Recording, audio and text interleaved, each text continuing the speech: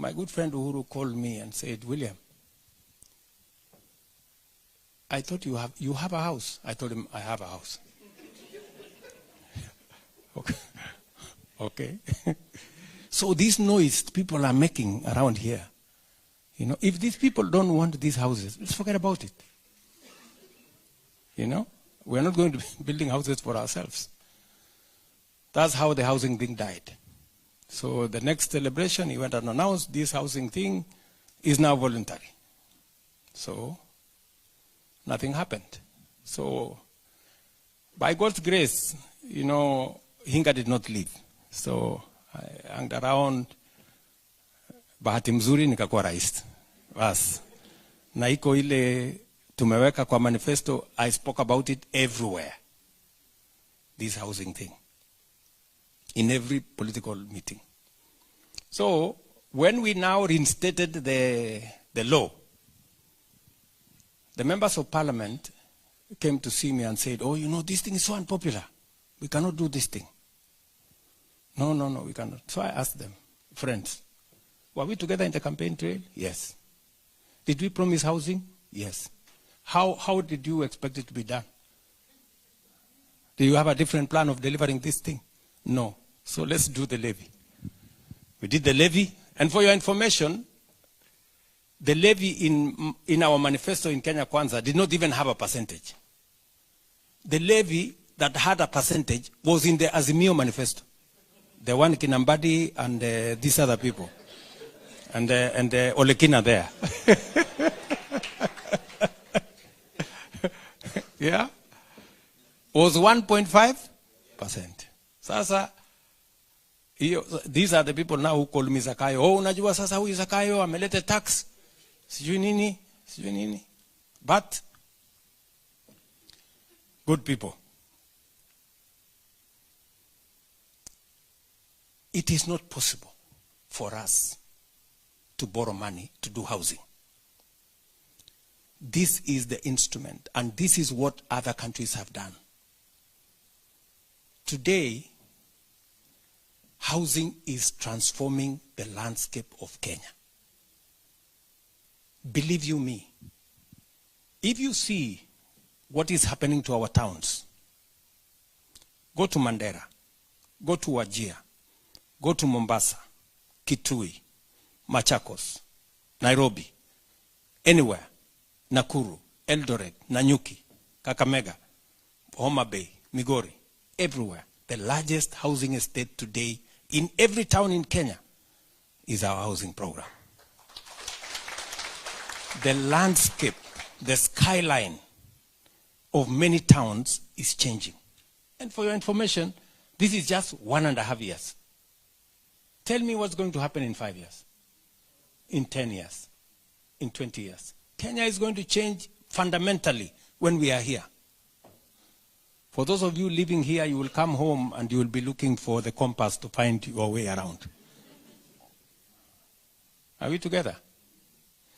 And not just that, you've heard from Hinga. Apart from that, we have big dividends. We have 300,000 people now, actual people working. We have architects, quantity surveyors, engineers, plumbers, artisans, electricians, carpenters, masons, name them, working. People who have gone to school, people who have certificates, people who have come from college, they are finally finding a place to do some formal work. Not just that, we have now whole construction industries developing to do doors, to do windows, to do hinges. And we are moving on now to tiles. Shortly we will be doing lifts. We already agreed that we work on companies that will now come and set up shop in Kenya to do lifts, and on and on. So a whole construction industry is developing in Kenya. We have a pipeline of 700,000 houses. You've seen the numbers here. And we are going to not only create jobs, not only create industries, but we're also going to have to get rid of the 7 million Kenyans who today live in slums. And we're going to have, better living conditions, places of dignity. Sometimes, you find some arguments. Oh, who told this man that we needed houses? I get those kind of things many times. But you see, ask yourself, somebody who shares a toilet with 5 other families, one that you have to pay to use, people who there is no road, electricity much more expensive, water is much more expensive, living in Kenya. For those of us who live in houses that have 2, 3, 4, 5 toilets, you take them for granted. There are people who don't have a toilet. In fact, many of the people that we've given social houses in Mukuru, the best thing they celebrate is not the house. It is the fact that they have a toilet of their own. I mean, look at that. Look at that. That's how serious it is. And that is how so much of indignity that sometimes people live in, which we take for granted. And that is why we ask silly questions. Who told you we needed houses? At least for once.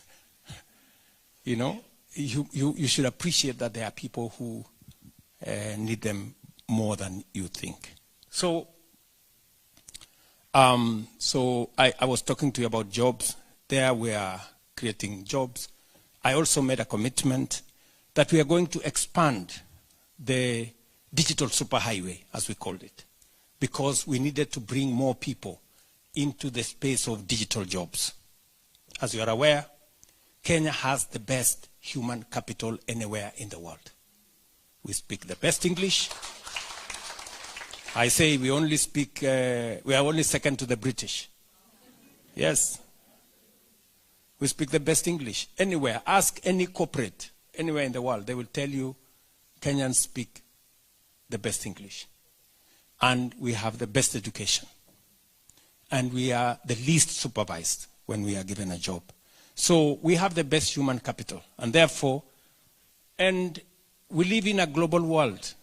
It is said, and statistics are there, that 40% of the world's workforce will come from Africa by 2050. We need to take the front, we need to step forward early.